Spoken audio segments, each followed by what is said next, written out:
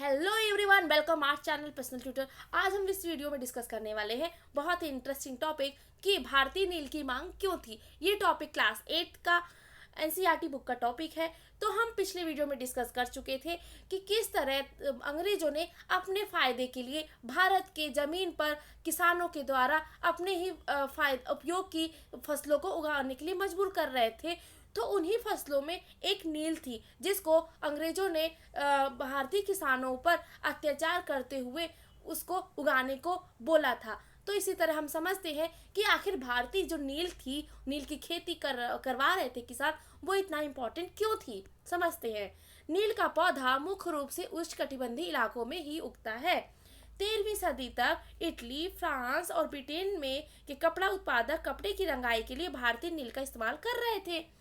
ठीक है, तो समझ में आया नील क्या होता है कि जो कपड़े की रंगाई के लिए जो रंग इस्तेमाल होता है वो भारतीय नील था। जो नील का पौधा कहाँ पर उगता है? उष्णकटिबंधीय इलाकों में। उस समय भारतीय नील बहुत थोड़ी मात्रा में ही यूरोप के बाजारों में पहुंचती थी। उसकी कीमत भी बहुत ऊंची रहती थी। इसलिए यूरोपीय कपड़ा उत्पादकों को बैंगनी और नीले रंग बनाने के लिए वोडका नामक एक और पौधा पर निर्भर रहना पड़ता था। वोड का पौधा शीतोष्ण क्षेत्र में उगाया जाता था, इसलिए यूरोप में आसानी से मिल जाता था। उत्तरी इटली, दक्षिणी फ्रांस व जर्मनी और ब्रिटेन के कई हिस्सों में यह पौधा उगता था। नील के साथ प्रतिस्पर्धा से परेशान यूरोप के वोड उत्पादकों ने अपनी सरकार पर दबाव डाला और वे नील के आयात पर पाबंदी लगा दिए। ठीक है, तो क्या हुआ था कि जो यूरोप था वहाँ के बाज़ारों में नील कपड़ों को, जो कपड़े उत्पादक थे वो बैंगनी और नीले रंग के लिए वोड नामक एक पौधे पर निर्भर रहते थे। अब वोड कहाँ उगता था? शीतोष्ण क्षेत्र में उगता था। तो इसलिए जो यूरोपी थे वो अपने व्यापार को बढ़ाने के लिए सरकार पर दबाव डाले और नील की खेती को पाबंदी लगा दी, क्योंकि वोड और नील दोनों प्रतिस्पर्धी थे। ठीक है, मगर कपड़े को रंगने वाले तो नील ही को ही पसंद करते थे। लेकिन अब वोट का इस्तेमाल तो होता था, लेकिन जो कपड़े उत्पादक थे उनको वो रंगने के लिए बेसिकली नील का ही ज़्यादा प्रेफर करते थे, यानी नील को ज़्यादा पसंद करते थे। नील से बहुत चमकदार नीला रंग मिलता था, जबकि वोट से मिलने वाला रंग बेजान और फीका होता था। 17वीं सदी तक आते आते यूरोपीय कपड़ा उत्पादकों ने नील के आयात पर लगी पाबंदी में ढील देने के लिए अपनी सरकार को राजी कर लिया। कैरिबियाई द्वीप समूह स्थित सेंट डोमिंगो में फ्रांसीसी और ब्राजील में पुर्तगाली, जमैका में ब्रिटिश और वेनेजुला में स्पेनिश लोग नील की खेती करने लगे।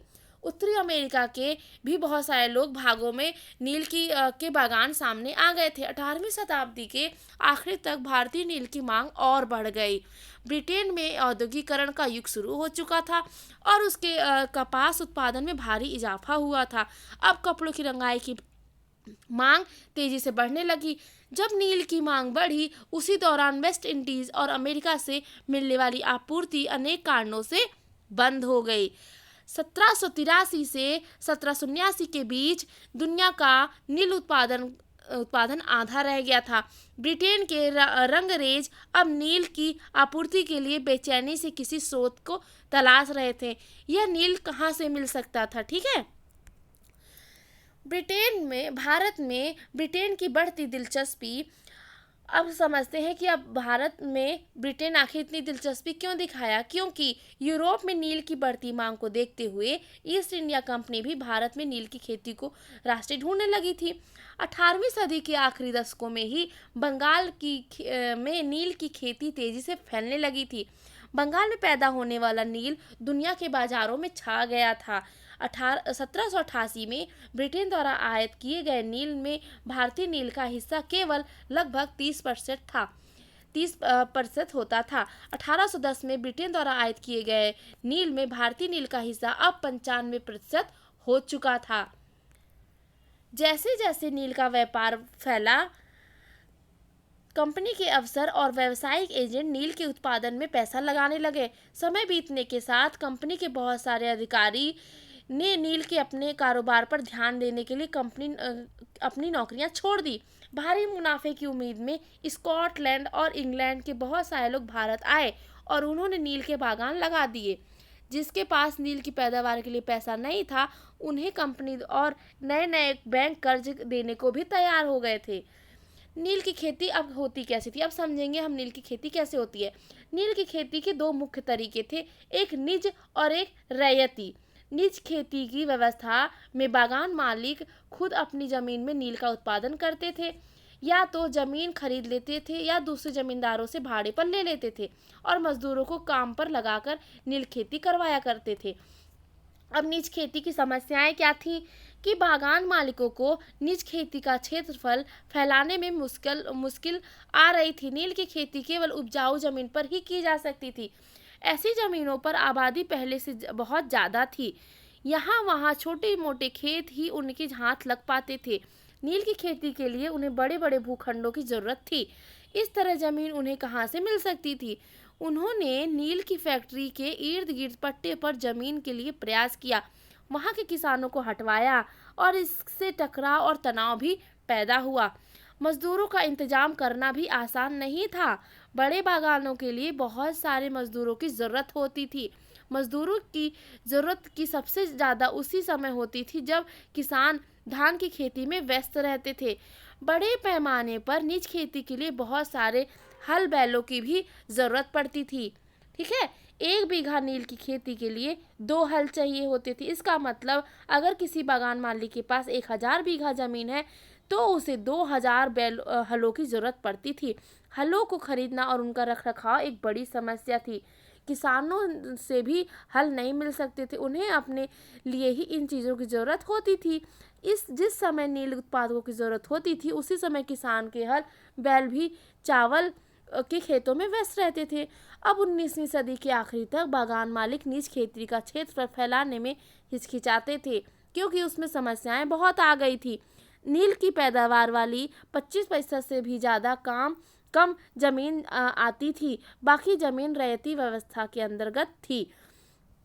तो जो निज व्यवस्था थी नील की उत्पादन करने के लिए, उसमें काफ़ी समस्याएं थीं।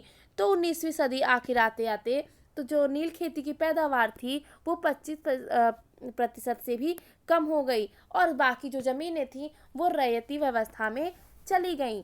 अब समझते हैं, अब हम अगले वीडियो में समझेंगे कि रैयती व्यवस्था क्या थी और इसमें किस तरह से नील का उत्पादन किया जाता था। आई होप आपको इस वीडियो में क्लियर हुआ होगा कि जो नील की खेती करने की जो 2 व्यवस्थाएं होती थी, मुख्य जो तरीके होते थे, उसमें जो निज खेती थी वो किस तरह की जाती थी कि उसमें जो मालिक होता था वो अपनी ही ज़मीन पर नील उत्पादन करता था, या तो ज़मीन किराए से लेता था या खुद ही खरीद लेता था। ठीक है, और इसमें सबसे ज़्यादा समस्याएं क्या होती थी कि उन्हें जो किसान चाहिए होते थे मजदूर के तौर पे, वो नहीं मिलते थे, बैल नहीं मिलते थे, हल नहीं मिलते थे।